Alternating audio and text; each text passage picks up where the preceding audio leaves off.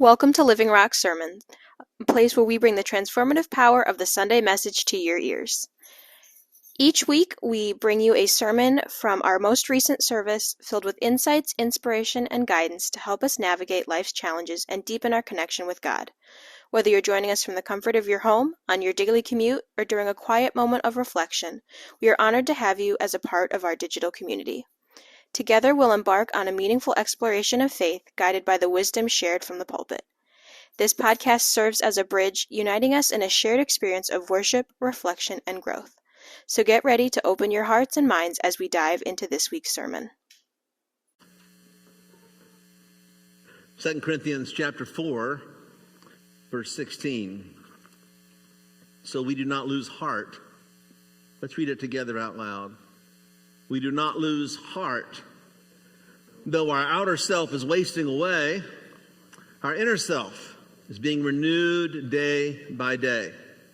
For this light, momentary affliction is preparing for us an eternal weight of glory beyond all comparison.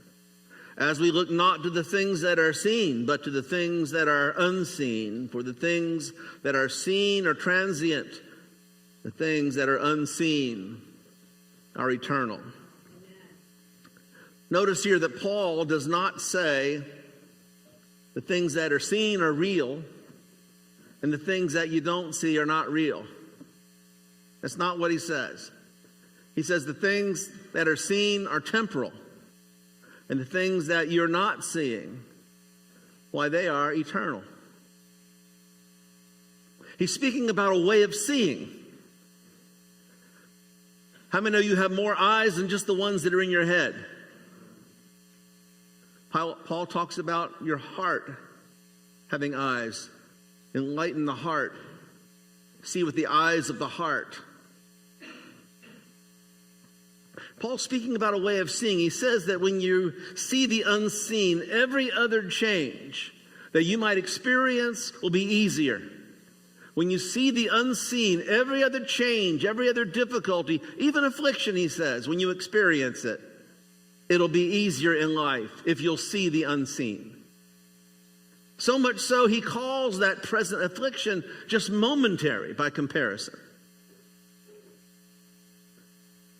While problems, we all know how to state our problems in such a way that there's no answer. We can do that very successfully. If I'm going to tell you about my problems, I can state them to you in such a way that I would say there's no answer for that.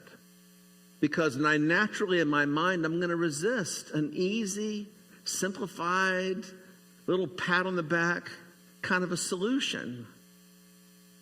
Paul is not offering a solution. Paul's not even offering you an answer. What he's offering to you and I is a different way to see, a different way to perceive reality in the present. That's what he's offering. And we're talking about somebody who himself was afflicted numerous times. Sometimes with nakedness, sometimes with hunger, sometimes with coldness, sometimes with a beating so bad that he was left dead. This is the person who's telling us to see the unseen.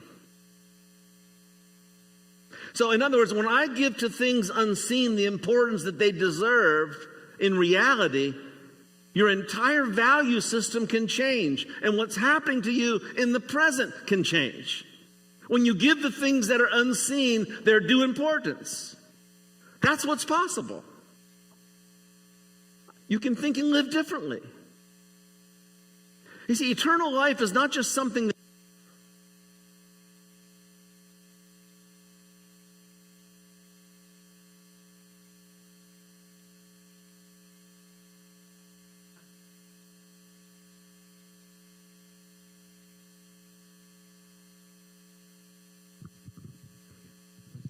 y'all can hear me now, right? That means this is no good.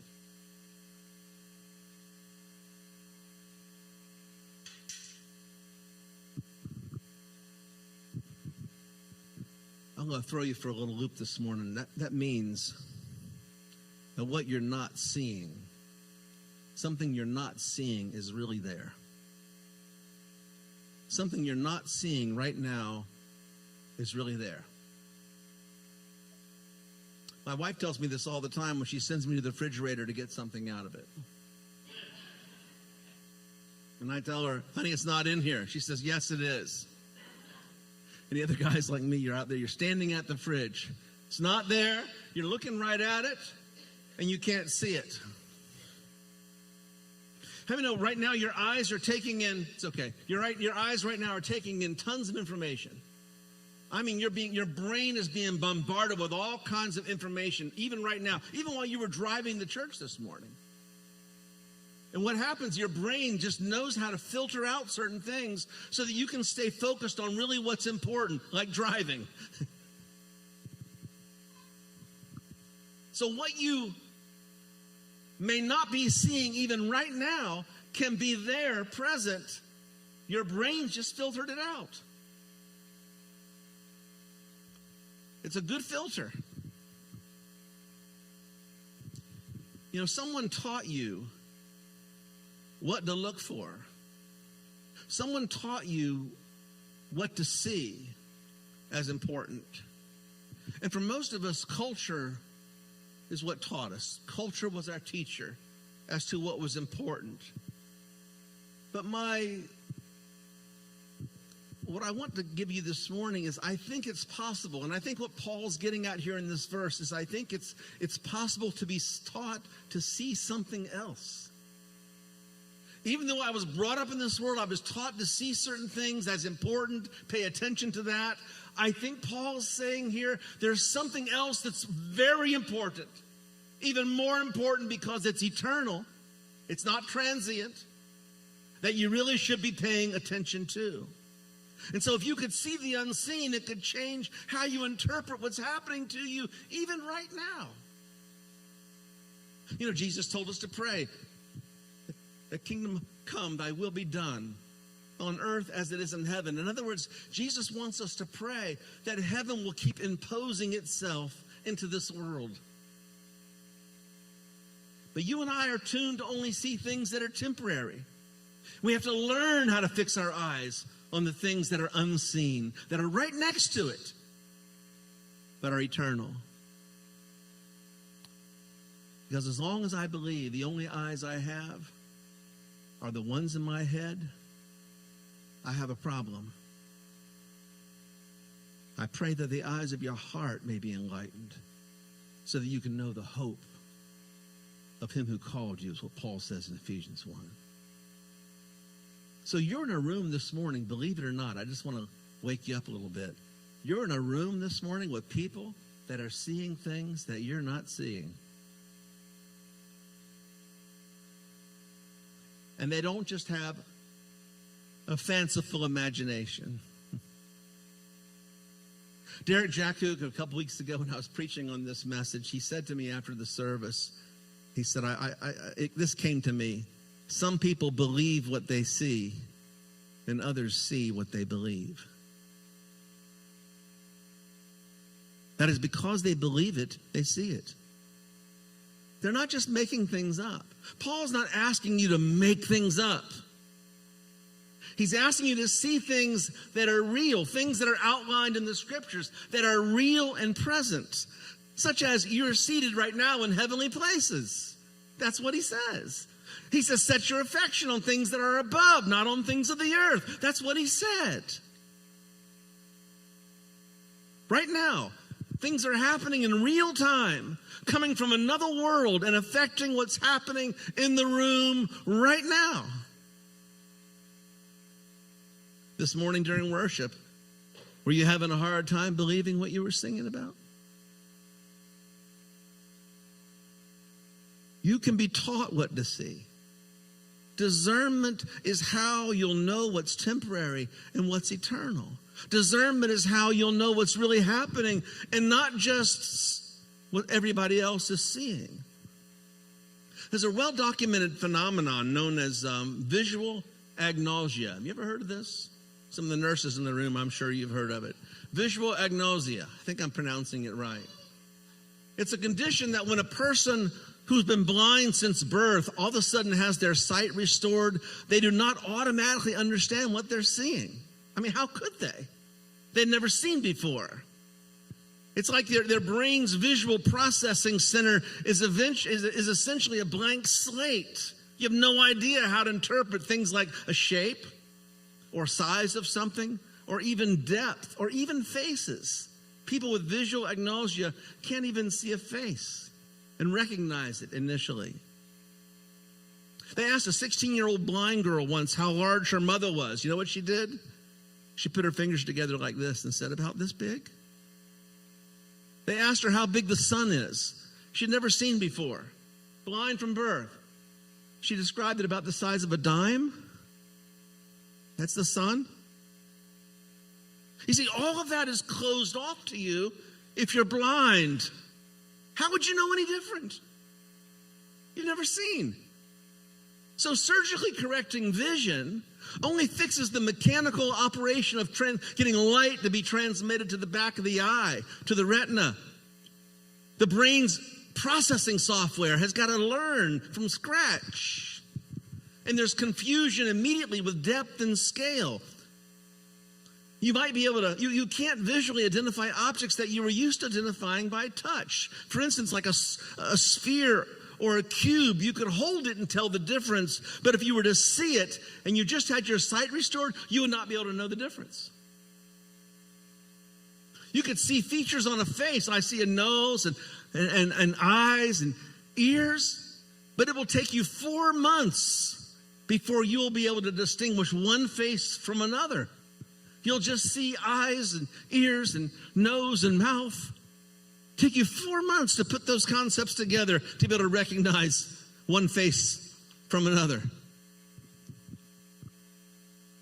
In the Bible, Isaiah is the first person in the Bible to talk about blindness and talk about it in a way as to describe that it is in fact the human condition. So of course, when Paul tells the church and tells us, open your eyes, see the unseen, and we're like, what do you mean, see the unseen?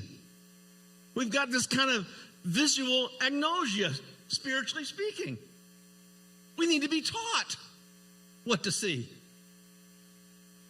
In Isaiah chapter 6, Isaiah has this vision in the year that the king died, and he sees the Lord seated on a throne. And at the end of this vision that he has, and seraphim flying and a hot coal touching his lips, the Lord then says, who are we going to send? Who's going to go for us? And then in Isaiah 6 and verse 8, he said, here I am, Isaiah says, send me.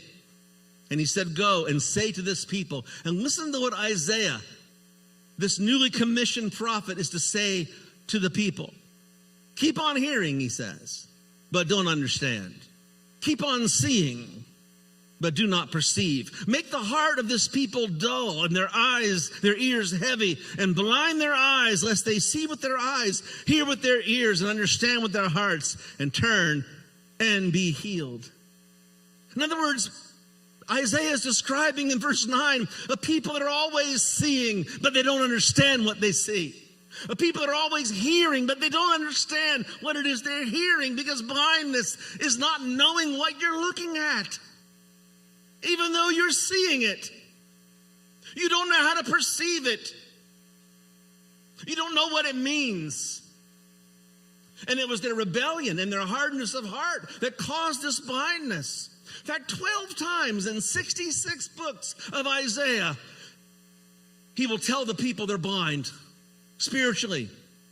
In chapter 29 of Isaiah, verse 10, the Lord has poured out upon you a spirit of deep sleep, closed your eyes to the prophets, and covered your heads, you seers. In other words, you'll be looking right at something, and because you don't think it's important, because you don't understand it, you'll miss it. In verse 11, he says, and the vision of all this has become to you like the words of a book that are sealed. When men give it to one who can read, saying, read this, he says, I can't read it, it's sealed. Chapter 59 of Isaiah, verse 10, he describes a man who's like in the midst of a crowd, But because he can't see, he's groping along the wall. He can hear activity. He can see, he can understand something's going on. But because he can't see, he just hugs the wall. And that's a lot of people that don't have any sight. Things are going on around them. There's activity, but you can't participate in it because you don't know what's going on. You're blind. Like you're not even there. You're oblivious. And we learn from Isaiah that this blindness is a downward spiral. It just keeps spiraling downward and gets worse and worse. Just like seeing can spiral upward. Your seeing can get better and more understanding and more perception of what you're seeing. It works the opposite way too. And this is what Isaiah is describing.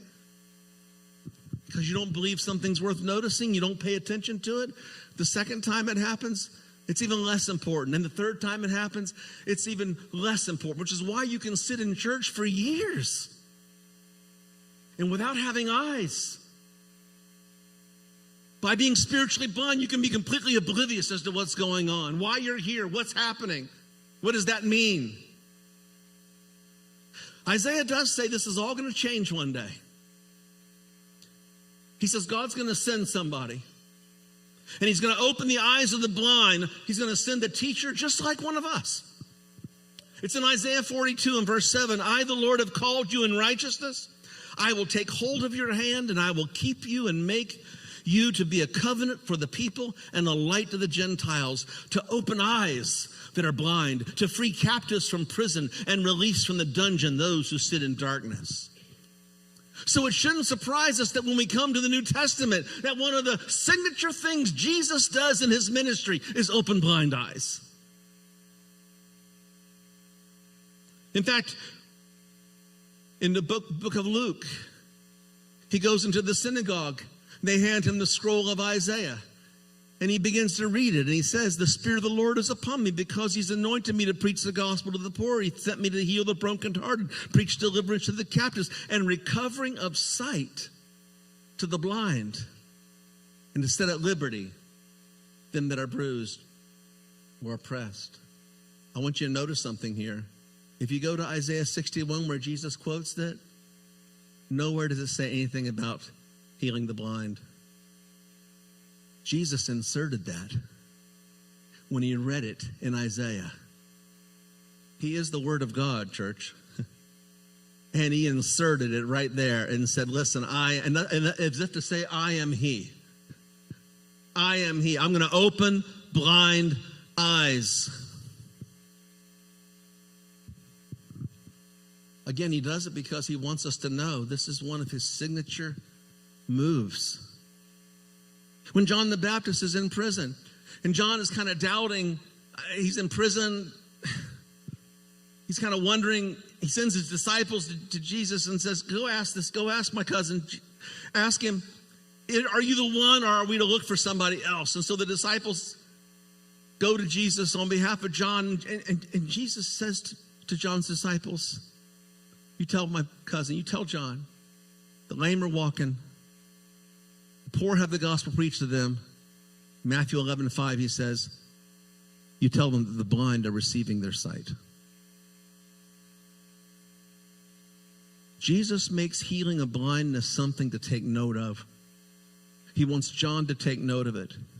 He wanted those in the synagogue that day to take note of it. He wants you and I to take note of it.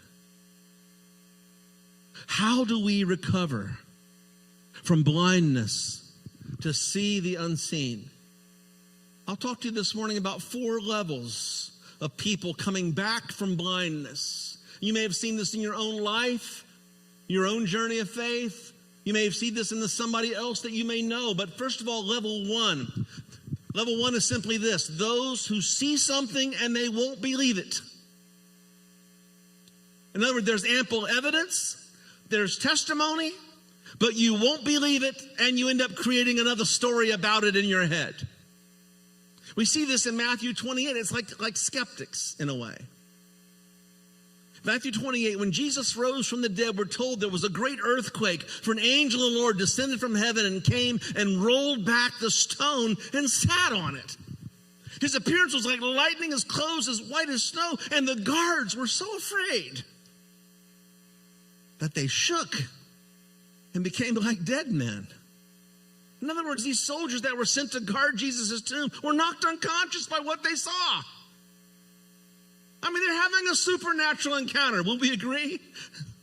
This is a supernatural encounter. The stones rolled away, and angels there glistening in brightness.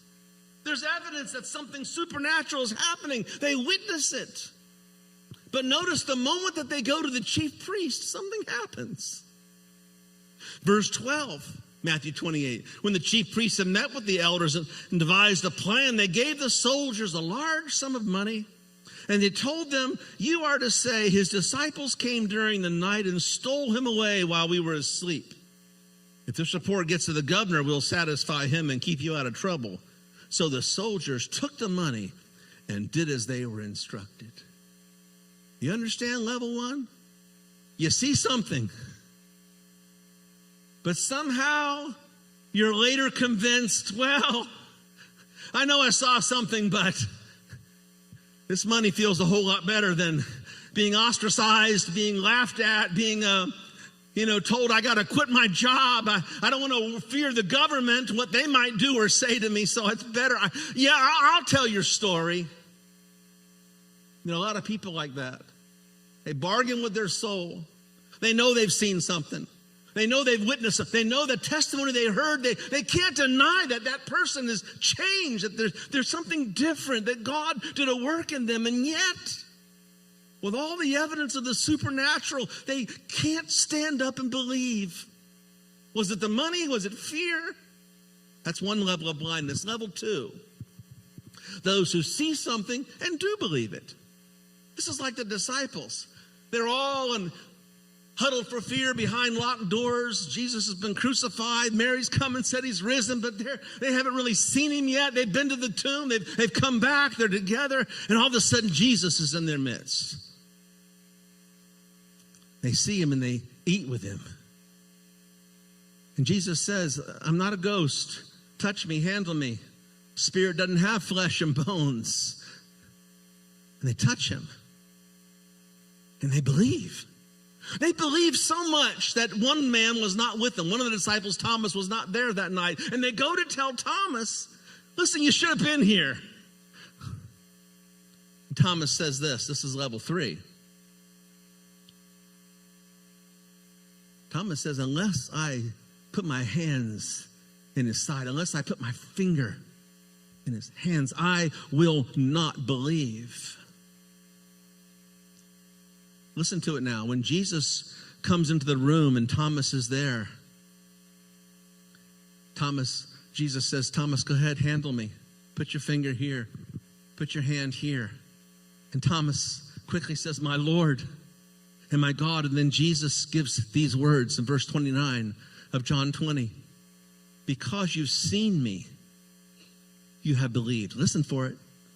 Blessed are those who have not seen, and yet they believe.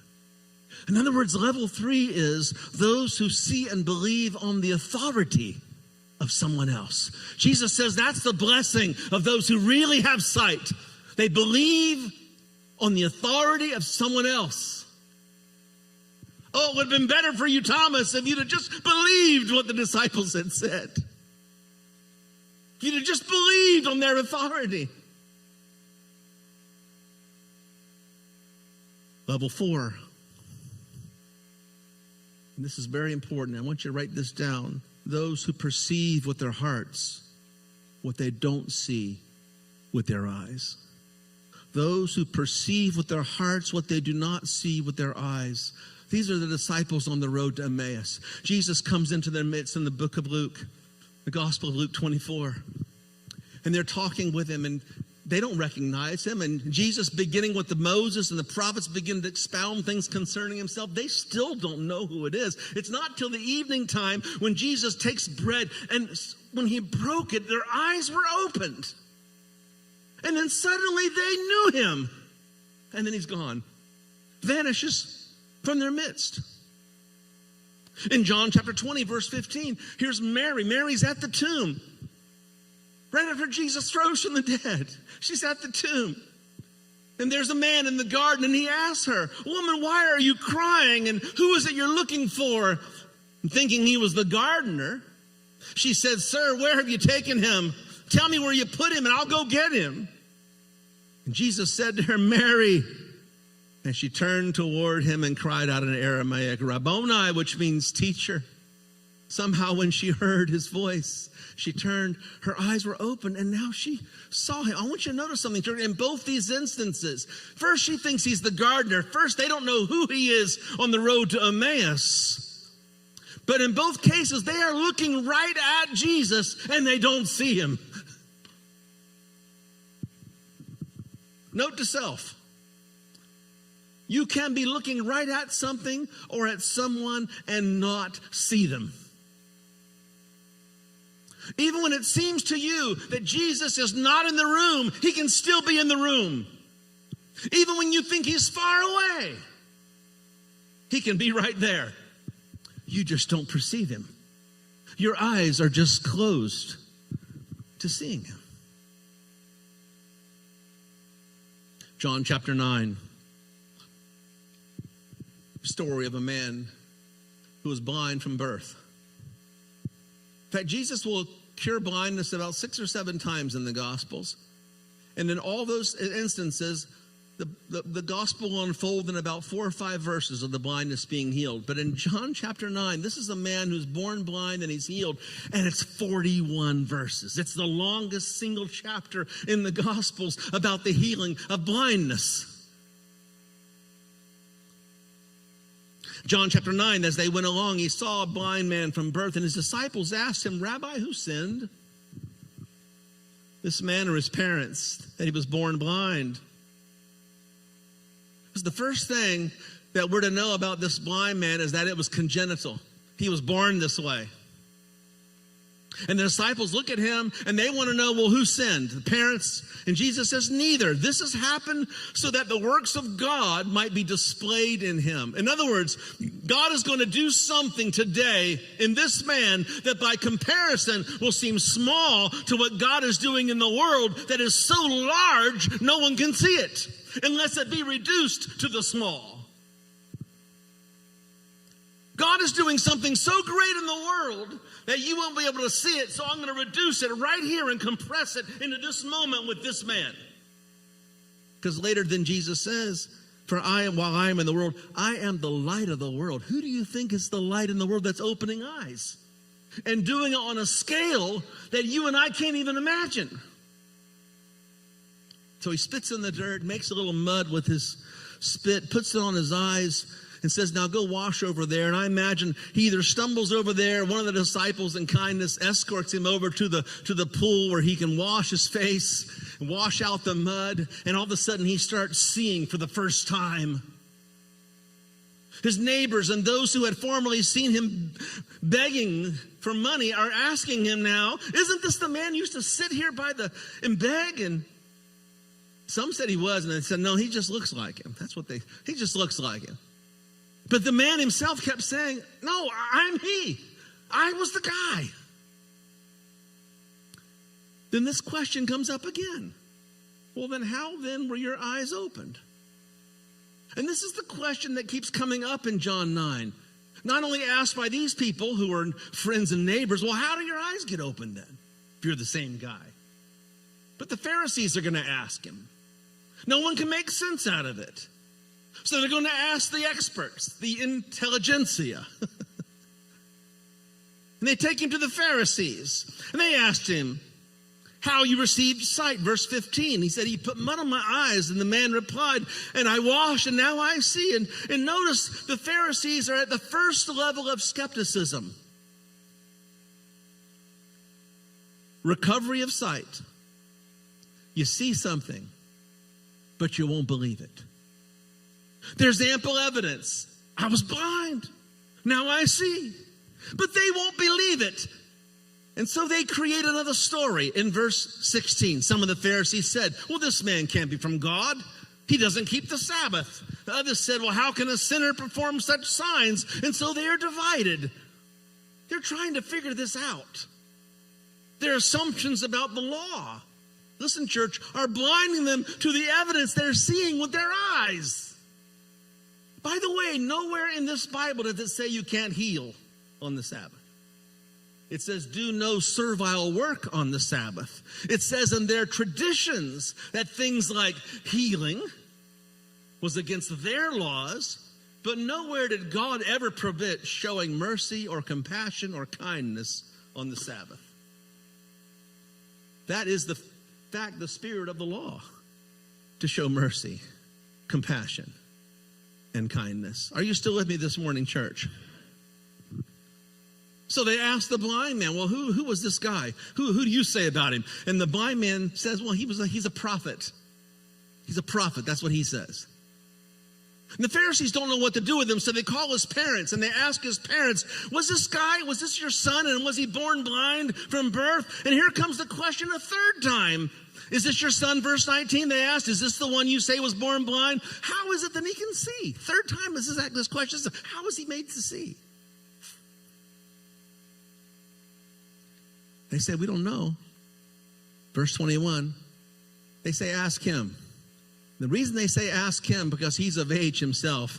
His parents said this, verse 22, because they were afraid of the Jewish leaders who had already decided whoever acknowledges that Jesus is the Messiah are going to be put out of the synagogue.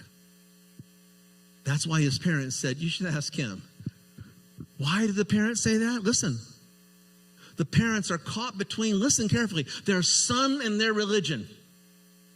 They're caught between their son and their religion. They're not afraid of the Pharisees. They're afraid of losing the only religion they've ever had. Can I say that again? They're not afraid of the Pharisees. They're afraid of losing the only religion they ever had.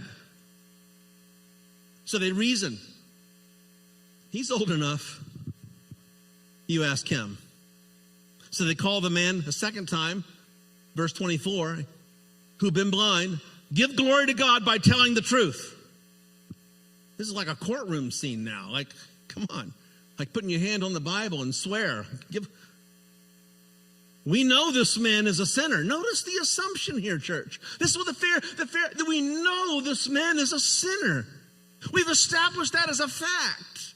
Just tell us how he opened your eyes. I told you already, verse 27. You didn't listen. Why do you want to hear it again? Do you want listen to this? Do you want to become his disciple? And they hurled insults at him and said, you are his fellow disciple. We are disciples of Moses. And you know what they do? They kick him out. God doesn't listen to sinful people. The man answered, verse 30, this is remarkable. You don't know where he comes from, yet he opened my eyes. We know that God does not listen to sinners. He listens to the godly person who does his will. Nobody has ever heard of opening the eyes of a man born blind. If this were not from God, he could do nothing. And to this they replied, listen, and this is the question the disciples asked at first, wasn't it, when they first saw the blind man? Verse 34, you, talking to the blind man, you were steeped in sin at birth. How dare you lecture us? And they threw him out. You were steeped in sin. This is the question the disciples first asked when they saw the man blind. And the intelligent people think they see and they got it all figured out. And the disciples see a blind man and Jesus sees the glory of God about to be revealed. Everybody is seeing something different.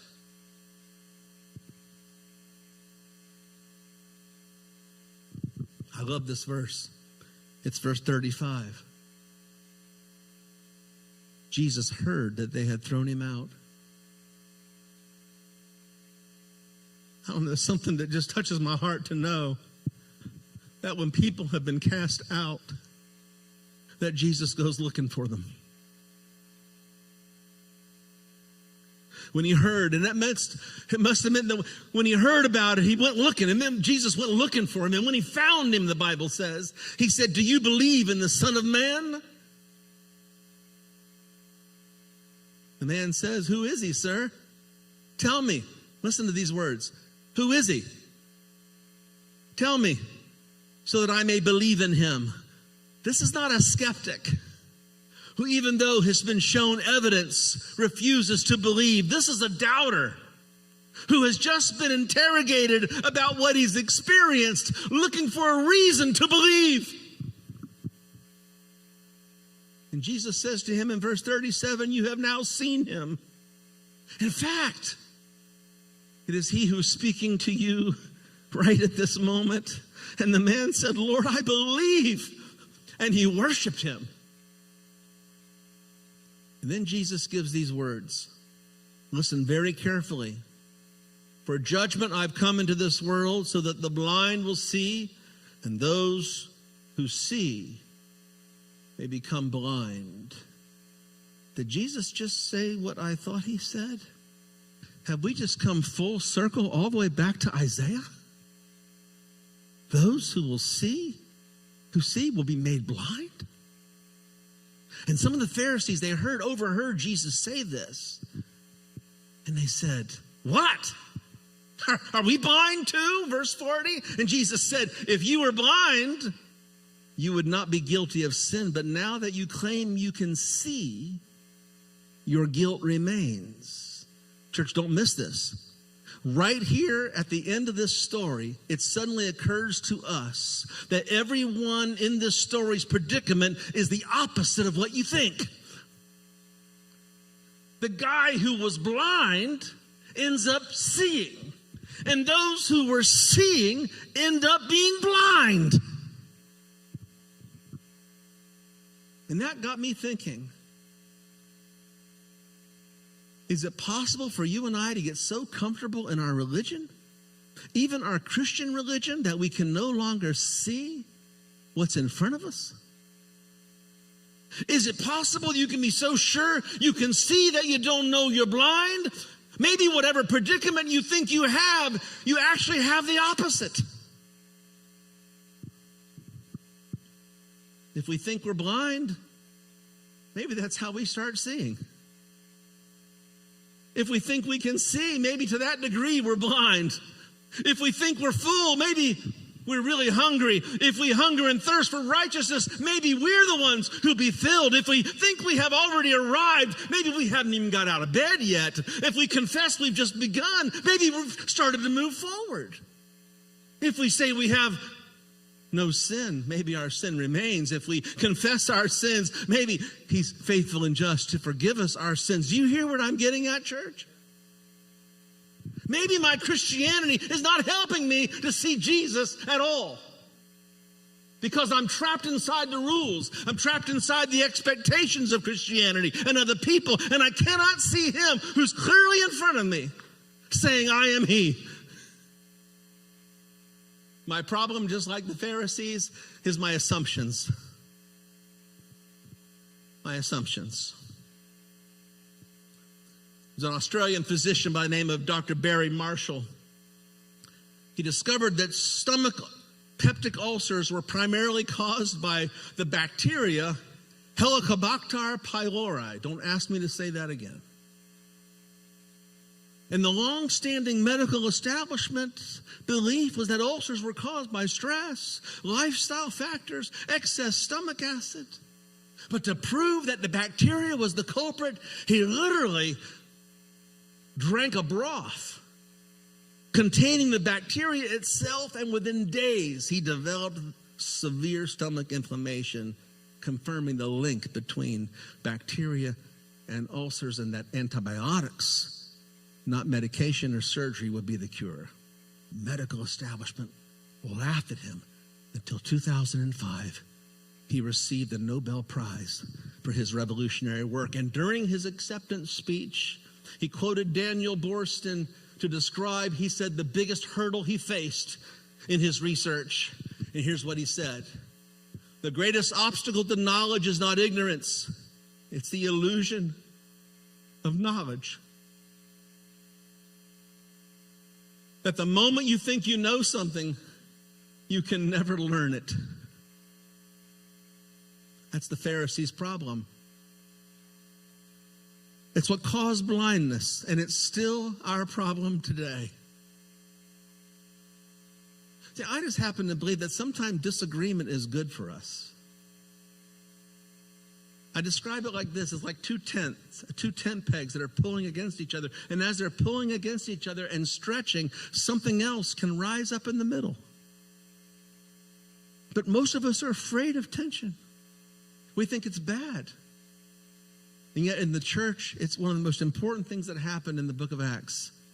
The tension in Acts 6 created something brand new to fix a problem. We live in a day in church where we're steeped in assumptions. We're probably more secular today than we realize, because everything that has to be perceived by faith has been moved to the margins, and we only talk about the things that we can touch and feel, and we keep those things moved to the center of our life. So remember these 4 things, and I close here. Number 1, Jesus is present even when it seems he's absent. Jesus is present even when it seems he's absent. He's in the room talking to people. You might be mistaking him for somebody else. Number 2, God is active, making all things new, even when the same things keep happening over and over. God is active, making all things new, even when the same thing keeps repeating itself. Number 3, God is even now bringing the kingdoms of this world into the kingdom of Christ, even when the news is reporting something else.